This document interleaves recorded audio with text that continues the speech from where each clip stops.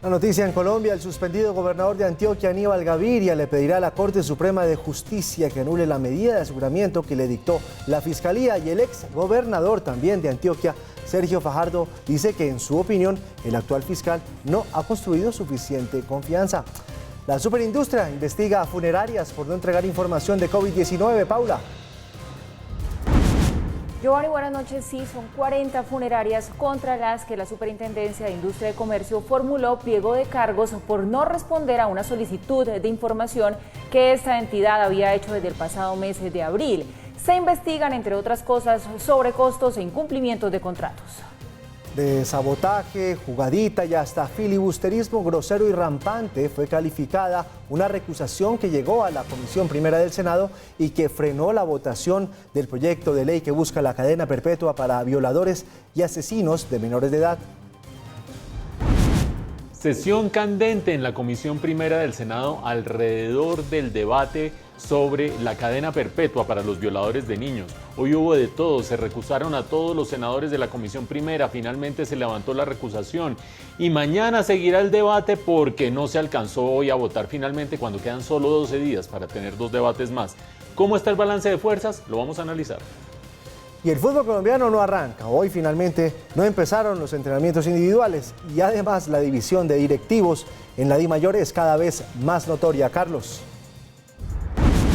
Buenas noches, Giovanni. Situación muy complicada la que está viviendo el fútbol colombiano porque hoy, lunes 8 de junio, deberían haber regresado a los entrenamientos individuales, pero ninguno de los clubes lo ha hecho porque está estancado el protocolo que debe venir desde la DIMAYOR. Todo está paralizado y esperando a que se den nuevas órdenes y mientras tanto en la DIMAYOR hay un cisma total, una división más clara que nunca con varios presidentes de los clubes apoyando a Vélez y otros que piden su cabeza. En unos minutos tenemos todos los detalles. Y sigue la polémica por quién debe ir este año Miss Universo, porque habrá 2 reinas. Paola. Así es, Giovanni, buenas noches. Pues está Miss Colombia de toda la vida, que todos conocemos, y está la nueva dueña de la franquicia de Miss Universo, quien tiene el cupo a Miss Universo. Entonces, así las cosas, el Miss Colombia queda sin su principal premio. Más adelante les explicamos cómo va esta polémica. Estos son otros hechos del día aquí en Red Más Noticias. Gobierno amplía por un mes más periodo para que los deudores de servicios de luz y gas puedan diferir sus pagos. Economía mundial caerá 5.2% este año por cuenta de la pandemia del coronavirus, asegura el Banco Mundial. Crónica del campesino que se le pegó a la rueda de Rigoberto Urán. Bailarines del Royal Ballet de Londres realizaron una versión de la más reciente canción de los Rolling Stones inspirada en el coronavirus.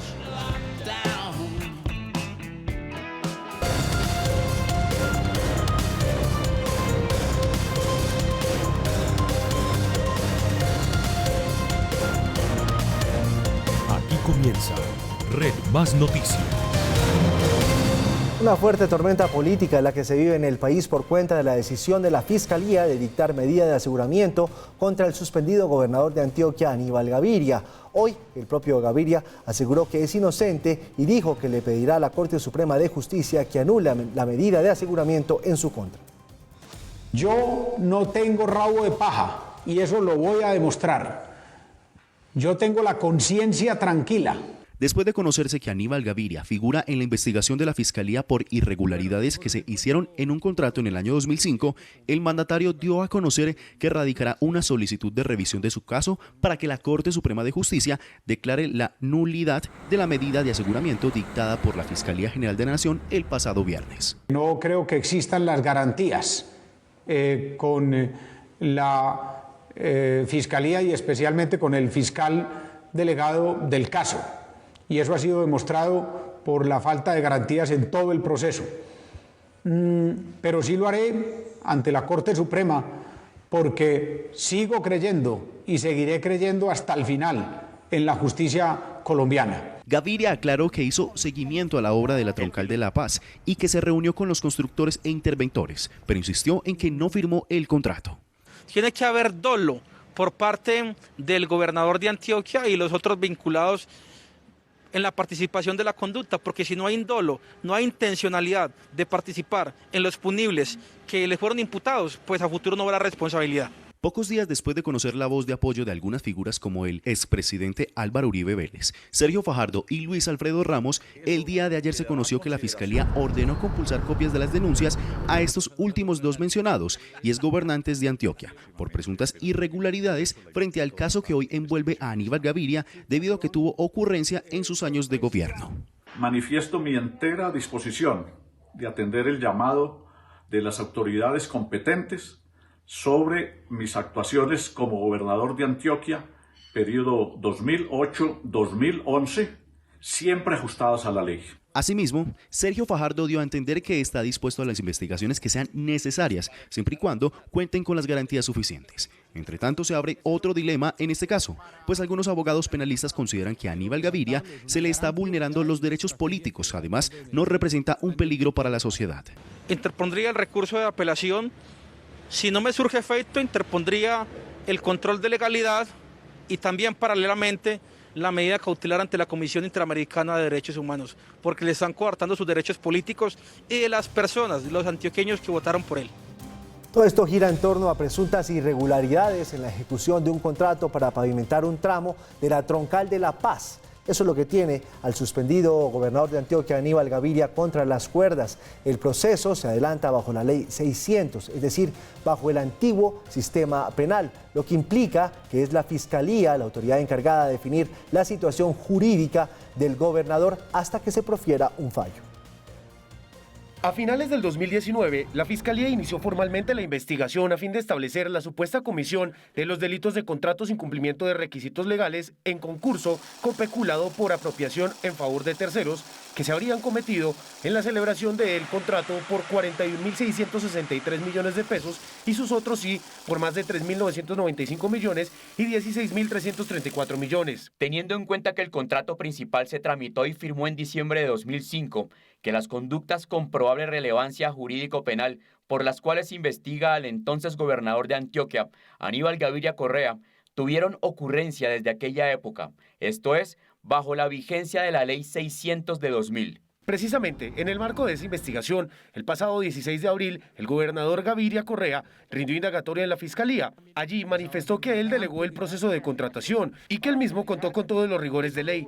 Sin embargo, en la decisión de la Fiscalía se señala que en su condición de gobernador, las funciones delegadas no lo exoneran de responsabilidad.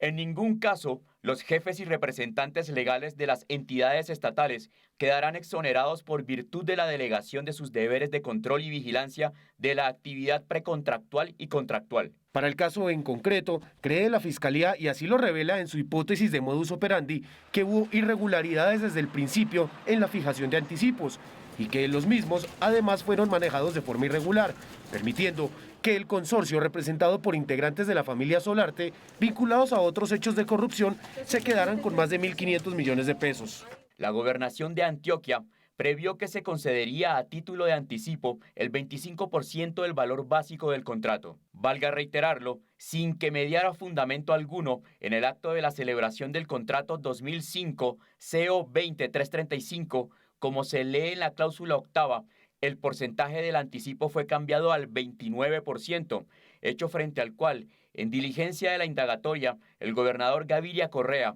no tuvo explicación ni respuesta. Finalmente, frente a la necesidad de que el gobernador Aníbal Gaviria sea privado de la libertad, en la decisión la Fiscalía apela a su actual posición en la sociedad, ya que como gobernador del departamento de Antioquia podría tener algún tipo de injerencia sobre funcionarios, testigos o incluso acceso a información que ya hace parte del proceso. La Fiscalía va más allá del gobernador Gaviria Correa y compulsa copias para que se investigue también a los exgobernadores Luis Alfredo Ramos y Sergio Fajardo, pues el mencionado y polémico contrato terminó ejecutándose en sus administraciones. Y en entrevista aquí en Redman Noticias hace apenas unos minutos, el exgobernador de Antioquia, Sergio Fajardo, a propósito de la palabra confianza en la justicia, pues le preguntamos si confía en el actual fiscal Francisco Barbosa. Y esto fue lo que dijo. Te voy a explicar, porque es una pregunta seria y requiere una respuesta seria y cuidadosa. Yo no lo conozco, nunca creo que haya cruzado una palabra con él, y desde el momento que él asume, mi posición, y esto en términos generales, siempre ha sido no descalificar a quien tiene la potestad de investigar mi comportamiento como funcionario, como servidor público. Esa ha sido una constante. Así tenga discrepancias o tenga dudas o incertidumbres, siempre he sido respetuoso y he actuado de acuerdo a ese criterio de respetar las instituciones y responder por mis actuaciones. Cuando el fiscal es nombrado, pues en primera instancia yo quiero pensar que es una persona que va a cumplir una función y que va a estar a la altura del cargo que tiene, además viniendo de las circunstancias en que veníamos nosotros en Colombia, porque lo que ha pasado ha sido muy serio, es que no es charlando el deterioro de la justicia, la incredulidad de la gente. Cuando una sociedad empieza a desconfiar del sistema de justicia, cualquier cosa puede pasar. Ahora, la confianza se construye, la confianza es una construcción, porque uno va actuando y cada día vamos dando un paso, y esa es nuestra vida pública. Ustedes pueden hacer un seguimiento, por ejemplo, del caso mío, desde que empecé a participar en la vida pública, y en ese recorrido es cuando uno va construyendo la confianza. Hasta el momento, para mí, el fiscal no ha construido esa confianza. Y ojalá que la construya, porque la necesitamos en nuestro país. Pero sus actuaciones hasta el momento todavía dejan una cantidad de elementos pendientes. Ya señalé, para ilustrar, Ñeñe política, Odebrecht, necesitamos respuestas, necesitamos transparencia, necesitamos claridad, necesitamos pedagogía. Hasta el momento el fiscal no ha construido la confianza, y yo puedo decir entonces que no tengo la confianza. Y puedo decir también que espero que la tenga, porque lo necesitamos en nuestro país. No es, a nadie beneficia que haya un sistema de justicia y una fiscalía débil. La fiscalía es un elemento fundamental en la construcción de la institucionalidad en Colombia. Es crucial que tengamos transparencia. Es crucial, y vuelvo con la misma palabra, que recuperemos la confianza. Hasta el momento no, y tiene la oportunidad de hacerlo, y tiene una responsabilidad muy grande el señor fiscal. Hayan visto ustedes, el gobernador Aníbal Gaviria le va a pedir a la Corte Suprema de Justicia la nulidad de la decisión de una medida de aseguramiento en su contra por parte de la Fiscalía. Los argumentos del gobernador Aníbal Gaviria y las posiciones de la Fiscalía hay que dividirlas en dos temas distintos. El primer tema tiene que ver con la responsabilidad en los hechos, si la hubo o no la hubo, y el segundo acerca de si la medida de aseguramiento es una decisión excesiva o no lo es. Sobre el primer tema, la responsabilidad en los hechos, el gobernador y su abogado han dicho lo siguiente. El gobernador conformó un consejo asesor de contratación, no solo para esta obra, para todas las obras, conformado por varios miembros, por varios de los secretarios de su gabinete en la gobernación.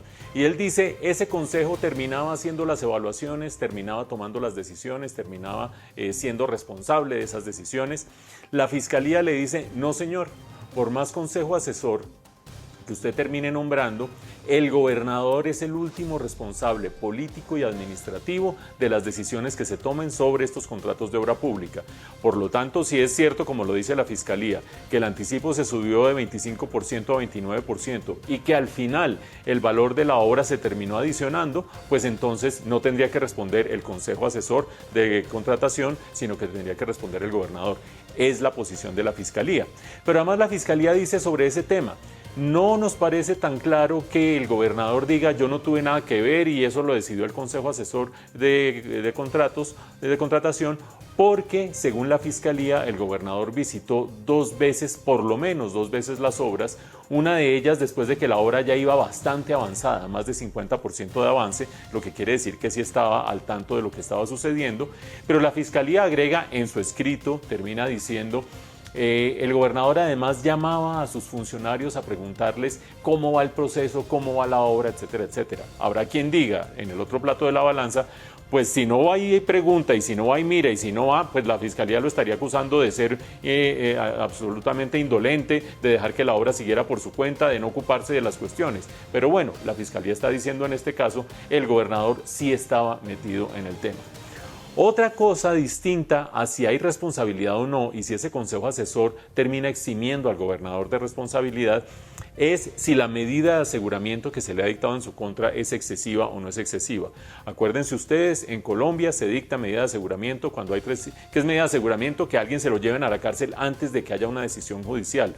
Y eso sucede cuando se da una de tres circunstancias. La primera, cuando haya riesgo de que se vaya a escapar o se vaya a volar. La segunda, cuando puede interferir en la labor de la justicia. Y la tercera, cuando constituye un peligro para la sociedad.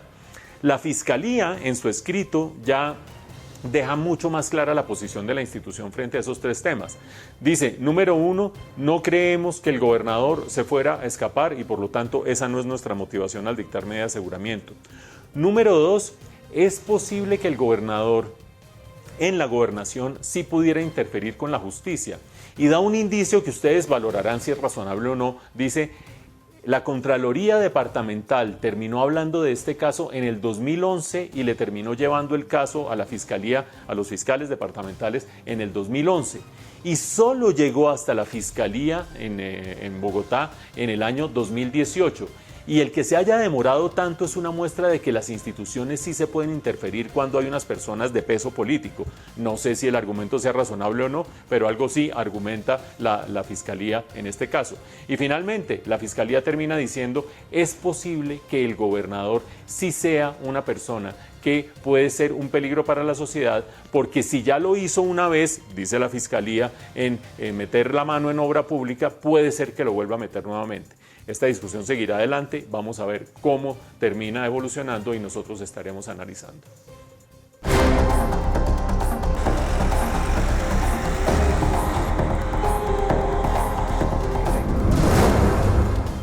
Hoy es el día 76 de la cuarentena, Paula. Más días de lo que tuvo, por ejemplo, China, creo yo. Digamos, estamos pasaditos en esos días que llevamos de cuarentena, pero bueno, las normas son las normas y hay que cumplirlas. Le quiero preguntar por el expresidente Ernesto Samper. ¿Qué fue lo que pasó? Me dicen que arremetió contra la alcaldesa de Bogotá, Claudia López, por el manejo de la pandemia. ¿Qué fue lo que dijo? Eso es cierto, Giovanni, se fue un poco con todo a través de su cuenta en Twitter y mire, ha trinado el expresidente Samper lo siguiente: Claudia López se ha desdibujado en el manejo del COVID-19. Todos la acompañamos en el aislamiento y nos encerramos por casi 3 meses y ni siquiera agradeció a los bogotanos el esfuerzo. Al contrario, amenaza con otro aislamiento, toques de queda y comparendos. A las malas, no. Ese es el trino más reciente del expresidente Samper, que por supuesto pues ha generado toda una serie de comentarios ahí a través de su cuenta de Twitter por lo que le dice a la alcaldesa Claudia López, un poco criticándola por el manejo que le ha dado a toda esta situación. Pero sabe, Giovanni, que en medio de las críticas, Bogotá tiene hoy para comenzar esta semana buenas noticias, porque bajó la ocupación en las UCI. Nos habíamos ido el fin de semana con esa preocupación de que estábamos muy cercanos al 50% y de que se podía decretar una alerta naranja en toda la ciudad. Pues esa opción se pone por lo pronto en stand-by. La ocupación bajó al 42%, se recuperaron durante estos días de fin de semana algunos pacientes y se liberaron esas camas. Además, pues hay que recordar que está el distrito pendiente de que entre este mes y el mes que viene le lleguen por parte del gobierno nacional 425 ventiladores que le permitirían adecuar todavía más camas de UCI. El coronavirus tocó las puertas de los bomberos de Bogotá. Tras la toma de 30 pruebas en la estación B3 del Restrepo, se hallaron 6 casos positivos, 2 con síntomas y 4 asintomáticos. 52 personas fueron aisladas preventivamente. De toda la pandemia hemos tenido, al inicio tuvimos 3 personas COVID positivas. 2 de ellas ya se recuperaron totalmente y una de ellas está en proceso de recuperación. El brote obligó al cierre de la estación, que de inmediato entró en cuarentena. Además, todas las máquinas y vehículos de emergencia fueron desinfectados. El sector de Restrepo está completamente cubierta por todas las estaciones de alrededor y unos equipos de avanzada que se han dirigido al sitio. 2 casos más se descubrieron en las estaciones de Kennedy y Fontibón. La Secretaría de Salud aseguró que la situación está controlada. Funcionamos de la misma manera, como lo hicimos en la Cámara de Representantes, como lo hacemos en el Consejo de la Ciudad.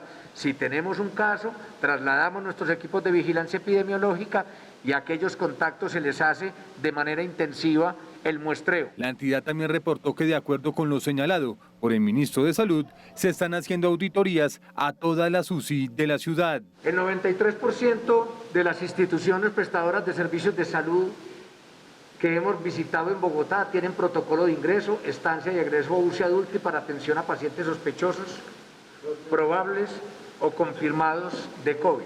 El funcionario también aseguró que se tiene especial atención sobre Bosa, donde los casos ya llegan a los 1.225. En Corabastos, la cifra de contagiados alcanza los 81. Y en la lupa de la Superintendencia de Industria y Comercio están 40 funerarias del país después de que desacataran la solicitud de presentar información que les hizo esta entidad desde el pasado mes de abril, después de que se conocieran denuncias que hablaban de sobrecostos, de incumplimiento de contratos, de demoras también en la prestación de los servicios. Se enfrentan ahora estas funerarias a la posibilidad de que les impongan una multa de 1.000 salarios mínimos. Estaríamos hablando de cerca de 877 millones de pesos. Esas 40 funerarias no han respondido a los requerimientos de información hechos por la superintendencia desde hace varias semanas y por esa razón les formuló pliego de cargos. La entidad informó que desde el mes de abril solicitó a 87 funerarias que aclararan qué canales e información han utilizado para explicarles a los consumidores cómo están operando y qué cambios y restricciones presentan los servicios funerarios. Esta decisión se tomó después de conocer denuncias de presuntas irregularidades en varias empresas de servicios funerarios. Estos requerimientos los realizamos luego de conocer varias denuncias presentadas por presuntas irregularidades en la demora en la prestación del servicio, especialmente a familiares de víctimas del COVID-19. Contra esta investigación o contra este auto de apertura no procede ningún recurso y en caso de hallarse responsables podrán ser multadas hasta con 1.000 salarios mínimos. Según la superintendencia, la renuencia en la entrega de información solicitada obstaculiza las acciones de inspección y vigilancia, que son indispensables para supervisar el sector en el marco de la emergencia que ocasiona el COVID-19, ya que se tienen que cumplir obligaciones de bioseguridad frente al manejo de transporte y disposición de cadáveres para disminuir el riesgo de transmisión de la pandemia. Dos noticias muy importantes para el futuro económico, social y de salud pública de Bogotá, porque recuerden ustedes la situación en la que se encuentra Bogotá. Estamos pendientes de ver si se termina abriendo la economía o no a partir del próximo fin de semana, es decir, arrancando la próxima semana apenas en 8 días. Porque mientras el resto del país se abre, en Bogotá tenemos una cuarentena adicional, una restricción adicional por estos 15 días. El motivo tiene que ver con la situación de la localidad de Kennedy, que es muy grave, pero además de eso, con el uso de unidades de cuidados intensivos, que es el eje que nos une todas estas notas. Acuérdense ustedes, si en Bogotá se llega al 50% de utilización de las unidades de cuidados intensivos, se declara alerta naranja en toda la ciudad. Y eso quiere decir, por una parte, que la Secretaría de Salud podría administrar las distintas unidades de cuidados intensivos, sean privadas, públicas, de la EPS, de la IPS, de quien sea, las podría administrar. Pero lo segundo y lo más delicado es que si llegamos a alerta naranja con el 50% de ocupación de las UCIs, terminaríamos en una situación en que se empezaría nuevamente a cerrar la economía, nuevamente a cerrar los distintos sectores y a ampliar los confinamientos. Desde esa perspectiva son muy importantes dos de las notas que vimos. La primera de ellas, el que la Secretaría de Salud de Bogotá haya empezado a hacer las auditorías en las distintas clínicas y hospitales de la ciudad. Escogió 22 para hacer esas auditorías, ya las ha hecho en 14 de esas 22 IPS y ha terminado diciendo: no tenemos evidencia de que lo que dijo el ministro de Salud la semana pasada, según lo cual algunas clínicas y hospitales están sobreocupando las unidades de cuidados intensivos detrás del incentivo económico, no tenemos evidencia de que eso esté sucediendo en Bogotá. 93% de las IPS, ustedes lo han visto, investigadas, tienen unos buenos protocolos para el manejo del COVID, los están cumpliendo. Creemos que en ese frente las cosas están razonablemente bien. Esa es una muy buena noticia para la ciudad, porque lo peor que nos podría pasar, estando en ese cuello de botella de una posible alerta naranja, sería que además hubiera acaparamiento de unidades de cuidados intensivos por cuenta de incentivos económicos. Pero hay otro tema muy significativo y es el que tiene que ver con la reducción de esa ocupación que registró Paula cuando presentó las notas. Acuérdense ustedes, nosotros nos fuimos al fin de semana pasado con una ocupación de 47,9%. Estábamos a 2 punticos de llegar al 50%, que significaría la alerta naranja. Bajó a 42% el uso. Y esa reducción de casi 6 puntos es muy importante para la ciudad, porque nos da aire para seguir avanzando en la actividad económica en medio de esta situación crítica y permite que ojalá se siga avanzando. Porque de por medio está esa decisión final de la alcaldesa de si pone en alerta naranja y cierra más la economía, o si llegamos al 70% alerta roja y la cierra de un totazo. Y ahí entra el tuit del inefable expresidente Ernesto Samper, que dice: nosotros confiamos en la alcaldesa, le hicimos caso, nos confinamos y ahorita en lugar de agradecernos nos amenaza con más cierres. Mucha gente puede estar de acuerdo con él en esta coyuntura. Habrá otros que dicen, hombre, yo estaba en contra de Claudia López hasta que Ernesto Samper sacó su tuit. Pero bueno, independientemente de posiciones políticas de cada cual, lo cierto es que mucha gente en Colombia, sea el expresidente Samper o no sea él o quien sea, está pensando en este momento que a estas alturas, 2 meses largos después de haber iniciado confinamientos en el país, un mandatario que no tenga una estrategia distinta a volver a encerrar a la gente y a volver a pagar la economía para lidiar con esta pandemia, es un mandatario que no ha aprovechado estos 2 meses para pensar en estrategias alternativas. Esperemos que ese no vaya a ser el caso de Bogotá. De sabotaje, jugadita y filibusterismo grosero, rampante, en fin. Así calificaron la recusación que llegó a la Comisión Primera del Senado y que frenó la votación del proyecto de ley que busca la cadena perpetua para violadores y asesinos de menores de edad.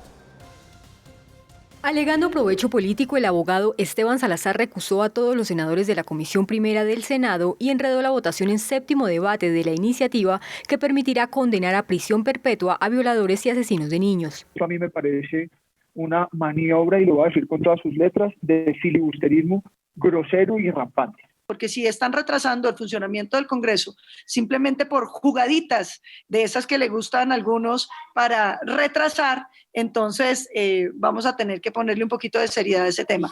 Estoy seguro que esto solamente se trata de una argucia para retrasar la discusión del proyecto, toda vez que los términos que tenemos para la discusión de este proyecto, tanto en comisión como en la plenaria, están ajustadas. Roy Barreras, uno de los senadores que busca el archivo del acto legislativo, pidió frenar el debate y que la Comisión de Ética resolviera la recusación. Yo recuerdo que así se hizo cuando estábamos debatiendo, entre otras cosas, la ley estatutaria de la JEP. El Partido Centro Democrático en ese momento me recusó a mí y a otros miembros de quienes defendíamos la aprobación de esa norma. Finalmente, la Comisión de Ética declaró improcedente la recusación por no ser soportada con material probatorio. ¿Cadena perpetua a violadores de niños, sí o no? Esa es una pregunta que ha estado rondando no solamente a la sociedad colombiana durante varios años, sino además los recintos del Congreso durante varios años. Y resulta que cada vez que avanza el proceso para votar y para sacar un nuevo proyecto y que termina surtiendo su trámite en el Congreso, algo termina sucediendo y termina cayéndose. En esta ocasión vamos en el 7º de 8 debates necesarios, 7º de 8. Y se tiene que terminar esta discusión el día 20 de junio, por lo tanto quedan 12 días, 11 días en la práctica para terminar el debate actual que está en la Comisión Primera del Senado y tener un último debate antes de 11 días. Pues vean ustedes cómo empiezan a aparecer piedras en el camino, como por ejemplo la del día de hoy. Recusaron a todos los miembros de la Comisión Primera del Senado y los recusaron con un argumento bastante peculiar. El argumento dice que hay intereses políticos de los distintos miembros de la comisión detrás de esa discusión, detrás de la discusión de un proyecto de ley que busque la cadena perpetua para los violadores de niños. ¿Por qué digo que es peculiar? Pues porque en últimas el ejercicio de los debates, el ejercicio de la formulación de proyectos de ley, de leyes, de reformas, termina siendo en esencia un ejercicio político. Quien estableció la recusación seguramente, quien pidió la recusación seguramente estaba aludiendo a un argumento de fondo, y es que en la campaña política, en la campaña presidencial, el presidente Duque dijo que iba a sacar adelante este proyecto y por lo tanto el proyecto podría estar de alguna manera contaminado por ese interés político. Pero en últimas los miembros de la comisión terminan diciendo todo lo que hacemos aquí es político, obviamente tenemos intereses políticos. Y mientras tanto en un lado de la balanza hay gente que dice necesitamos cadena perpetua para los violadores, es la única manera de sacar adelante este proyecto, esta causa, este propósito. En el otro plato de la balanza hay quienes dicen, vea, eso no sirve, y no sirve por varias cosas. Primero, porque en Colombia la ley vigente es del año 2005, subió las penas para los violadores de niños y no obstante haber subido las penas, cada vez más hay violaciones de niños. Primer argumento, ustedes juzgarán en su casa si es válido o no. Segundo argumento, ¿de qué sirve poner cadena perpetua a los violadores de niños si no hay suficientes cárceles en el país para tener a los presos por distintas causas? Recuerden ustedes Las prisiones en Colombia tienen una capacidad de más o menos 75.000 personas y hay 120.000 personas, un hacinamiento de más del 50%, por lo tanto, un segundo argumento. Pero un par de argumentos técnicos sobre el proyecto que son muy interesantes. Uno dice el proyecto quedó mal redactado, porque el proyecto le da cadena perpetua al violador de niños, pero también cadena perpetua, es decir, la misma pena, a quien termine asesinando a esos niños. Por lo tanto, termina diciendo, la ley el proyecto que se está discutiendo, es un incentivo para que quien viola a un niño lo termine asesinando, porque en últimas tendría la misma pena, pero por lo menos no tiene la posibilidad de que el niño o la víctima lo termine delatando. Es horrorosa esa lógica, pero es una lógica razonable dentro de la estructura del proyecto que tiene problemas. Y un último problema que han señalado los detractores. Dicen, el proyecto establece que no obstante haya cadena perpetua, después de cumplido cierto tiempo, el condenado puede pedir que le revisen su pena y puede salir a los 25 años, cosa que con la legislación actual no se puede hacer. Por lo tanto, significaría un retroceso frente a la legislación actual. De cualquier manera, con tantos argumentos de un lado como de otro, mañana va a seguir este debate y va a seguir de manera candente como fue el día de hoy. Bien, y de lo que está pasando en el legislativo, pasemos ahora a hablar de los servicios públicos que en medio de la cuarentena pues están llegando bastante costosos. Para los estratos 1 al 4 ahora está la posibilidad de pagar esas facturas de abril, de mayo y de junio a plazos. La ministra de Minas y Energía, María Fernanda Suárez, informó que para facilitar el pago de los hogares en los servicios de luz y gas se amplían los plazos un mes más. Aquellas personas que no puedan cumplir con el pago de su factura del estrato 1 y 2 podrán diferir de manera automática a 36 meses su factura. La medida también beneficiará a los estratos 3 y 4. Podrán diferir a 24 meses solo teniendo que pagar lo referente a IPC. El ministerio lidera una campaña que se llama Comparto mi energía, para ayudarle a pagar a quienes están colgados y tienen problemas para hacerlo. A través de esta plataforma, quienes necesitan que lo acompañemos con su pago, se pueden inscribir en Comparto mi historia. El objetivo es ayudar a quienes enfrentan problemas económicos debido a las medidas que se han tomado para enfrentar la pandemia. Y hablamos también a esta hora de la economía y las perspectivas que sobre su comportamiento entregó el Banco Mundial, que estima una caída global de 5.2%. Para América Latina, calcula esta entidad, la caída será del 7.2%, y si bien la economía colombiana también va a caer, su desplome será menor. Se espera que la producción del país se reduzca 4.9% para este 2020.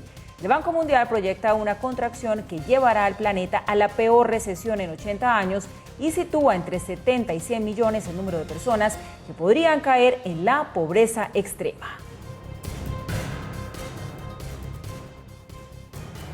Y otra más de economía, el ministro de Hacienda, Alberto Carrasquilla, en una sesión virtual que tuvo hoy ante la Cámara de Representantes, dijo que para abril de este año ya se ha ejecutado el 27% del presupuesto general de la Nación. Lo más importante es las adiciones que hemos hecho haciendo uso de las facultades extraordinarias asociadas a la emergencia por una suma de 28.6 billones de pesos. Hoy tenemos una discusión alrededor de 292.2 billones de pesos de apropiación disponible, que es la vigente de 300 billones y la suspendida por 8 billones nos lleva a una apropiación disponible de 292. Nuevas proyecciones económicas en medio de la incertidumbre de la pandemia. Ustedes en su casa, mientras se comen su sándwich, dirán, hombre, pero cada 8 días nos traen nuevas proyecciones y lo que dice el Fondo Monetario, lo que dice el Banco Mundial, lo que dicen los unos, lo que dicen los otros. Ahora tenemos justamente las proyecciones del Banco Mundial. Una caída de 5,2% este año en toda la economía mundial, una caída de 7,2% en América Latina, una de las regiones más afectadas, y de 4,9% en la economía colombiana. Al fin, ¿qué? ¿Será 4,9? ¿Será más? ¿Será menos? Vean, vamos por partes, saquemos 3 comentarios que ojalá sirvan de algo para la discusión futura. 1. Las cifras por ahora siguen siendo muy tentativas, sean las del Fondo Monetario, las del Banco Mundial, las de quien sea. ¿Por qué siguen siendo tentativas? porque nadie sabe a estas alturas si va a tocar volver a cerrar la economía colombiana, si habrá una nueva cuarentena, una cuarentena selectiva, una cuarentena regional, si las UCIs llegan o no llegan. Nadie lo sabe todavía, porque no conocemos el comportamiento de la pandemia por una parte y el comportamiento de la gente por otra parte. Ni en Colombia, ni en Estados Unidos, ni en España, ni en Italia, parecería que lo peor está quedando atrás, pero donde haya un rebrote, vuelve y se cierra. Acuérdense del caso de Chile, que tenía abierta la economía relativamente de manera amplia y tuvo que dar marcha atrás cuando empezaron a subir los infectados, especialmente en la región metropolitana de Chile. Punto número 1, todas las proyecciones son tentativas y nosotros las anunciamos y las analizamos permanentemente porque es como irle siguiendo el tacto, un poco el tacto a lo que va sucediendo cotidianamente. Son tentativas todas. Punto número 2, un dato que da el Banco Mundial que es muy significativo, es cómo esta contracción de la economía mundial va a aumentar el número de pobres en el mundo. Y el Banco Mundial dice que en el mundo entero los pobres van a aumentar entre 70 millones y 100 millones de personas más que van a entrar en la pobreza. Ustedes dirán, bueno, pero ¿eso qué quiere decir en el caso de Colombia? No lo dice el Banco Mundial, lo hemos calculado en Fedesarrollo, donde yo trabajo parte del tiempo, y hemos calculado que más o menos 2.800.000 personas en Colombia entrarían de nuevo en la pobreza en la coyuntura actual. Acuérdense ustedes que eso significa que la pobreza subiría más o menos a 32%. Hace 15 años estaba en 50% de la población la pobreza, la logramos bajar a 28%, ahorita subiría más o menos a 32%. No es un retroceso tan grande en términos históricos, pero sí muy significativo. 2,8 millones de personas llegando a la pobreza es muy grave. Y un último punto, al final de la semana pasada una gran sorpresa en Estados Unidos. Disminuyó el desempleo en mayo frente a la cifra de abril. Y todo el mundo dijo, ¿pero cómo así? Pues se está abriendo lentamente la economía. Pero recuerden ustedes, el mercado laboral de Estados Unidos es supremamente flexible. No así, por ejemplo, en el otro extremo del europeo, que es lleno de normas, restricciones para terminar haciendo ajustes en la fuerza de trabajo, etcétera, etcétera. Mientras más flexible sea el mercado laboral, más fácil rebota. Y eso es una regla muy importante a tener presente para evaluar las medidas que dictó el gobierno la semana pasada, que algunos calificaron como una reforma laboral por debajo, por la puerta de atrás, otros dijeron esa es una manera razonable de lidiar con el desempleo. Seguiremos evaluando cifras económicas, seguiremos viendo cómo esta pandemia afecta a la economía. Así se siente tu cabeza con esos fuertes dolores como la migraña. Y así de rápido se eliminan con Ibuflash Migraine. Ibuflash, alivio potente para tu cabeza en un flash. NK, medicamentos totalmente confiables. Nosotros insistimos en que hay que tener cuidado con los fake news o noticias falsas que circulan en las redes sociales, como por ejemplo el video de un ciudadano de Cali que cree haber grabado la instalación de antenas 5G y que de acuerdo a su apreciación esta tecnología tendría relación con el coronavirus. Pues bien, la información es falsa, es mentira, es engañosa. Los postes en realidad hacen parte del plan de expansión de las empresas municipales de Cali. Además, la tecnología 5G todavía no ha llegado a Colombia. Según la comunidad científica, incluyendo asesores del Ministerio de Salud del Reino Unido, las redes 5G no causan efectos negativos en la salud. También hay que recordar que hace unos días se conoció otra fake news en Barranquilla, donde las falsas cadenas o mensajes de desinformación encendieron las alarmas al afirmar que las pruebas de COVID-19 propagaban la enfermedad. Las autoridades locales dijeron que estos mensajes son grabados por charlatanes mentirosos que lo único que hacen es generar pánico en la comunidad, teniendo como base mentiras. La Fiscalía General impuso medida de extinción de dominio a la finca del ex embajador de Colombia en Uruguay, Fernando San Clemente, en donde fue descubierto un laboratorio para el procesamiento de cocaína. Los 4 predios con sus inmuebles y los 2 vehículos están avaluados en 150.000 millones de pesos. Las medidas con fines de extinción de dominio fueron inscritas en la Oficina de Instrumentos Públicos y la diligencia de ocupación se cumplirá cuando culmine el aislamiento preventivo. Ciesa, la decisión inteligente, presenta los indicadores económicos. El El petróleo de referencia Brent se negocia en promedio en $40 con 80 centavos el barril. La libra café colombiano cerró en Nueva York a 98 centavos de dólar. El índice de capitalización de la Bolsa de Valores de Colombia aumentó 2,09% a 1.228 unidades. La tasa representativa del mercado para mañana es de 3.599 pesos. El euro se cotiza en promedio en 4.077 pesos con 70 centavos. Las cifras son las 134.264 empresas de manufacturas, comercio y servicios autorizadas para reiniciar operaciones. Han solicitado 156.284. Y vean estas imágenes porque hasta el mismísimo Rigoberto Urán se quedó impresionado cuando detrás suyo notaba el aliento no de un rival, no de un compañero de equipo cuando estaba entrenando, sino de un campesino que no le perdió rueda, con la diferencia, y ahí lo van a ver claramente, de todos los recursos del equipamiento de vestimenta de la bici. Pues bien, ahí lo tienen, hasta el mismo Urán se quedó totalmente impresionado. Dice el refrán que a veces el problema no es de flecha sino de Rigo. O al menos es lo que ocurrió en carreteras antioqueñas en medio del entrenamiento del pedalista en su camino al Tour. Su bicicleta de contrarreloj de 6 kilos 800 gramos de peso se vio alcanzada por la burrita de un campesino que movía los 20 kilos de su máquina sin complejos. A 45 kilómetros por hora, la posición aerodinámica del corredor contrastaba con las botas y el overol de su persecutor. Y aunque para Urán la pinta es lo de menos, cuando rueda flota en fibra de carbono, mientras que el entusiasta lo alcanzó en una cicla de hierro. Aquí con Rigo, privilegio grande, encontré con él acá ya. Bien dicen que en Colombia los ciclistas salen de debajo de las piedras, o en este caso de una mata de café, que seguro es la bebida preferida del escarabajo espontáneo, que rueda con la mochila al hombro y la promesa de un tinto al llegar, sin los millones en equipo y accesorios con los que entrena Urán. Venía haciendo un trabajito y que de contrarreloj, cuando Puicho me dijo, viene una rueda, yo dije, no, viene todo aerodinámico, y me miro, vea, y uno preparando el parkour. Ahí lo veo bien, está volando, papá. Sección patrocinada por Revista 15 Minutos. Detrás de los famosos, delante de tus ojos. Oiga, Paula, ¿usted se acuerda de la canción María Teresa y Danilo de Hansel y Raúl? María Teresa y Danilo, ¿sí es esa? Son esos dos personajes. Hay una partecita de la canción que se aplica a la noticia que usted nos va a dar. ¿Cómo así que tenemos una reina en Cartagena, la de siempre, la tradicional, y hay otra, que es la que se va para Barranquilla, y resulta que la de Cartagena no va para Miss Universo, pero es la nacional, pero la otra, la del reinado, que no necesariamente es nacional, sí va para Miss Universo? Entonces, como dice la canción, ¿cómo es la vaina? ¿Cómo va a funcionar eso entonces? Es un pequeño enredo que se va a complicar. Mire, primero que todo hay que saber que existe Miss Universo. Miss Universo tiene un cupo y unas franquicias para todo el mundo. Entonces, una persona aquí en Colombia, con una asesoría jurídica muy importante, compró esa franquicia. Esa franquicia ya no le pertenece al Miss Colombia.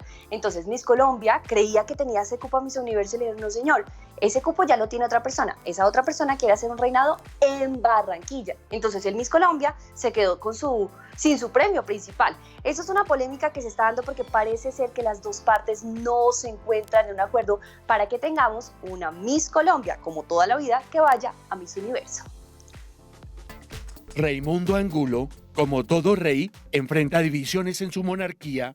La nueva organización Miss Universo Colombia se quedó con el fichaje de la reina, que representará al país en el próximo certamen mundial. María Fernanda Aristizábal Urrea. Nosotros tenemos el compromiso de mandar a la señorita Colombia contractualmente a uno de los tantos concursos que nosotros tenemos franquicias mundialmente. Entonces vamos a porque ahora no sé ni a cuál la voy a mandar. Los vientos no son favorables para el rey y tampoco para la reina. La señorita Colombia María Fernanda Aristizábal no podrá participar en Miss Universo. Por fortuna, la hermosa Ricitos de Oro está tranquila, imperturbable, como las princesas de Disney. Pero soy yo quien decido si me quedo en el lamento o me sacudo y avanzo con entereza. Pues no depende de mí elegir las situaciones, pero sí puedo decidir abordarlas con más apertura y entender todo lo que hoy puedo aprender si me lo permito. Colombia tiene su reina, María Fernanda Aristizábal Urrea. La dueña de la franquicia de Miss Universo en Colombia es la barranquillera Natalie Ackerman. Su nombre repunta cada cierto tiempo en los corridos faranduleros, como cuando tuvo un supuesto affair con el cantante Cristian Castro. En virtud de su doble nacionalidad, fue señorita Atlántico y años más tarde Miss Alemania. En la confrontación del rey y la ex reina, aparece el abogado Abelardo de la Espriella. De la explanada de los estrados judiciales pasó a cantante y ahora a ser incipiente de la belleza como socio del Miss Universo Colombia. Es muy grato informar a la opinión pública que hacemos parte de la nueva era de la belleza en Colombia. Con la pandemia, el futuro de los reinados no es claro. En Cartagena no se sabe si habrá concurso nacional. Miss Universo tampoco ha definido la fecha de la próxima contienda. Bueno, pues esperemos a ver qué pasa con estos concursos de belleza nacional e internacionalmente. Y nosotros ahora queremos compartir con ustedes una nota muy especial. Acompañamos a la Fundación Cadena Colombia para entregar 500 kits de aseo justamente a los venezolanos que se encuentran ubicados en la autopista norte, en la isla, a la altura de calle 180. Estos venezolanos también quieren regresar a su país. Con esto me despido de ustedes. Gracias por acompañarnos. Si no tiene que salir, no salga de casa. María Arly Rico y 12 miembros de su familia están listos para caminar 16 horas diarias. El viaje de vuelta a la frontera venezolana durará más de 8 días. Tuvimos la necesidad de salir y seguir caminando. ¿Qué vamos a hacer? Nos vamos derrotados, pero con la frente en alto, gracias a Dios. No todos están dispuestos a caminar. Unos 500 venezolanos se afincaron en la isla que separa los 2 carriles de la autopista norte de Bogotá. Allí esperan lo impostergable, la urgencia de regresar a casa. Ya pudimos ver que se fueron 120 amigos que tenían los recursos para salir. Nosotros por no tener los recursos estamos acá todavía. La espera se extiende y de paso se ahondan las necesidades sociales. La Fundación Cadena, creada por la líder venezolana Solvento Lila, distribuyó más ayudas a la población de migrantes. Esta es la tercera vez que venimos a esta zona a entregar ayuda. Lo que tratamos de hacer a estas personas que su vida sea menos terrible ante la situación que están viviendo. Cabe destacar que muchos de ellos lo que quieren es poderse ir de vuelta a su país. Al final de la tarde, Sol regresó a casa. Siente el dolor patrio. Los golpes de la pandemia a los más necesitados son fuertes y constantes. El video que les vamos a mostrar a continuación es de las cosas más difíciles y duras que hemos tenido que registrar en este noticiero. Es un caso indignante. Son las amenazas que hoy se conocieron, recibió el médico José Julián Vuelvas en Barranquilla, a quienes unos desadaptados criminales lo acusan de haber dejado morir una paciente con COVID-19. Les vamos a pasar el video completo. Juzguen ustedes esta situación.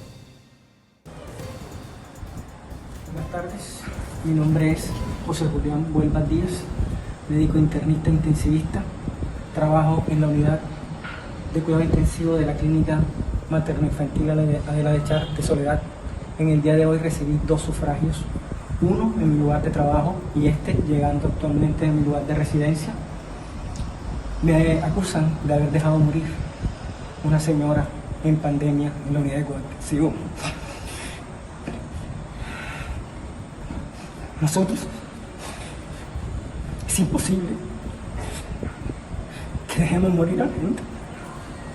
Nosotros fuimos formados para salvar gente. Esto es un pedido de auxilio y ayuda al gobierno nacional, por mí, por mis compañeros